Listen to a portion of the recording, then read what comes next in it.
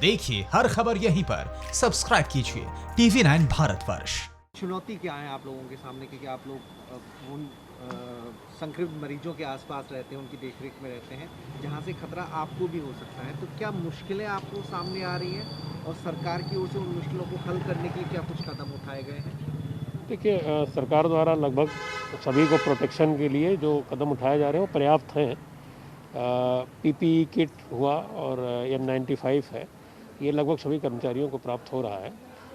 लेकिन जहाँ तक चुनौतियों की बात है, तो देखिए इस वायरस में चुनौती ये है कि स्प्रेडिंग बहुत ज़्यादा है और ये अननोन ओरिजिन से कब मिल जाए हमें पता नहीं है। अस्पताल में आने वाला व्यक्ति उसको हुआ है कि नहीं हुआ है और उसकी हिस्ट्री मुझे नहीं पता है, इसलिए उससे खतरा है।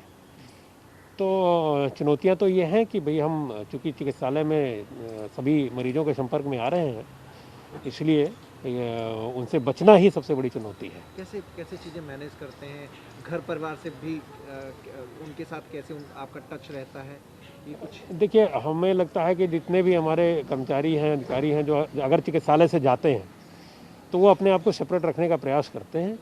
और जैसे हम लोग हैं, यहाँ से जाने के बाद पहले ये करते हैं कि जो भी अभी हमने कपड़े पहन रखे हैं वो सारे कपड़े हम बाहर ही डाल देते हैं और वो कपड़े डिसइंफेक्टेंट करके धूप में डाल दिए जाते हैं और वो 3 दिनों तक धूप में रहते हैं और जस्ट पहले नहाने के बाद तब अंदर एंट्री करते हैं।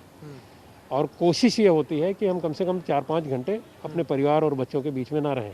और जो डायरेक्ट कोरोना वार्ड में हमारे लोग काम कर रहे हैं वो 15 दिन क्वारंटाइन और 15 दिन फिर एक्टिव और 15 दिन पैसिव क्वारंटाइन में रह रहे हैं, तो वो अपने परिवार के पास बिल्कुल नहीं जा पा रहे हैं। तो लेकिन जो और वर्ग के लोग हैं या जैसे इमरजेंसी है, हमारी इमरजेंसी में भी एक तरीके से हमें क्वारंटाइन घर में होना पड़ता है, क्योंकि हम किसी भी मरीज के संपर्क में आ जाते हैं। तो उसको देखते हुए परिवार से दूर कैसे रहते हैं, मतलब क्या कितने बजे शिफ्ट होती है आपकी, कैसे निकलते हैं, किन किन तैयारी के साथ निकलते हैं, फिर घर जाते हैं तो क्या प्रिकॉशन आप लेते हैं? देखिए, सुबह तो हमारा ये होता है कि एक बेसिक जो है कि आप कुछ ना कुछ खा के निकलना होता है। तो एक अलग कमरे में लोग खा करके और खाना खा के वहीं कपड़े पहनते हैं और वहाँ से गाड़ी में आ जाते हैं। अच्छा, एक कमरा बना रखा है आपने? एक अलग कमरा बना रखा है कि हम ज़्यादातर उसमें परिवार के लोगों को बहुत ज़्यादा एंट्री नहीं देते हैं और खाना भी वहीं खाते हैं हम लोग। और उसके बाद यहाँ से जाने के बाद भी जो हमने बताया कि सारे कपड़े निकालने के बाद और उसके बाद नहाने धोने के बाद हम सेपरेट रहने का ही प्रयास करते हैं। बच्चों से मुलाकात करते हैं? बहुत कम हो पाती है, उतनी ज़्यादा नहीं हो पाती है।